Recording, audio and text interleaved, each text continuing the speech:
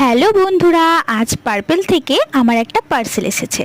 আমি যেহেতু বাড়ি ছিলাম না, তাই আমার মা পার্সেলটা রিসিভ করেছে। চলো দেখি কি কি আছে।